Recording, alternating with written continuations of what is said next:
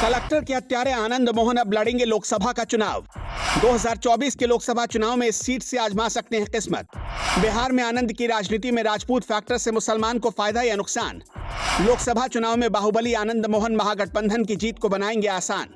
बिहार की सियासत में बाहुबलियों का चुनाव मैदान में उतरना कोई नई बात नहीं है। वर्ष 2024 के लोकसभा चुनाव के पहले अब ऐसे ही एक बाहुबली के सियासी सफर शुरू करने की बातें शुरू हो गई हैं। यानी कलेक्टर के हत्यारे आनंद मोहन अब जेल से छूटने के बाद फिर से चुनाव मैदान में उतरने के लिए तैयार है। वर्ष 1994 में गोपालगंज के तत्कालीन जिलाधिकारी जी कृष्णैया की हत्या के मामले में आनंद मोहन को उम्र कैद की सजा हुई थी। उनकी सजा पूरी होने के बाद अब बिहार की नीतीश सरकार ने उस कानूनी नियम में संशोधन कर दिया है जिससे लोक अभियोजक की हत्या के दोषियों की रिहाई का व्यवधान था। माना जा रहा है कि 27 अप्रैल को आनंद मोहन जेल से रिहा हो जाएंगे। ऐसे में आनंद मोहन के जेल से रिहा होने के बाद सबसे बड़ा सवाल रहेगा कि आनंद मोहन अब 2024 में किस राजनीतिक दल और किस संसदीय क्षेत्र से चुनाव लड़ेंगे। मौजूदा समय में आनंद मोहन के बेटे चेतन आनंद आरजेडी से विधायक हैं। हालांकि वर्ष 1990 के दौर में आनंद मोहन ने लालू यादव के खिलाफ ही मोर्चा खोला था। उन्होंने उस दौर में शिवहर संसदीय क्षेत्र से चुनाव जीता था, लेकिन अब राजनीतिक परिस्थितियां बदल चुकी हैं।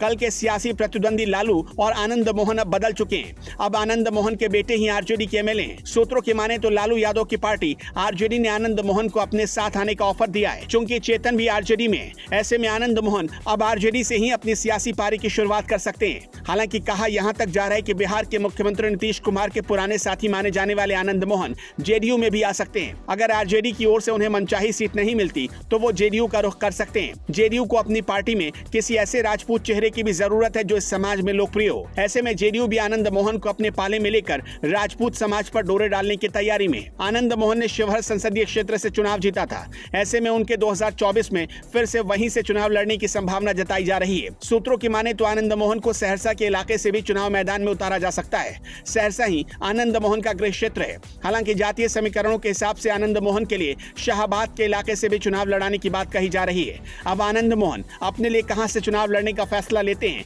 यह उनके जेल से बाहर आने के बाद तय होगा। आनंद मोहन की राजपूतों में अच्छी पकड़ है।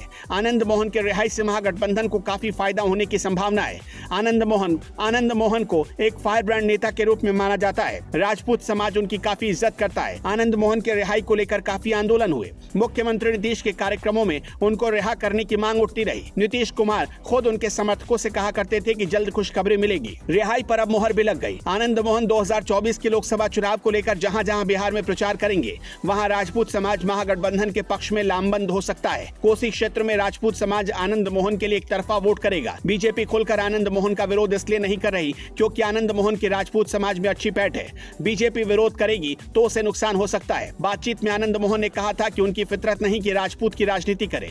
100% समाज की राजनीति करते रहे हैं, आगे भी करेंगे। उन्होंने कहा कि उन्हें रिहा कर 2024 के लोकसभा चुनाव में लाभ लेने की कोशिश महागठबंधन नहीं करेगा। उनके समाज के लोगों को खुश कर वोट लेने की ये कवायद नहीं है। वो स्वतंत्रता सेनानी परिवार से हैं, बैकवर्ड और फॉरवर्ड की राजनीति में विश्वास नहीं रखते। मैं जेपी आंदोलन की उपज हूं।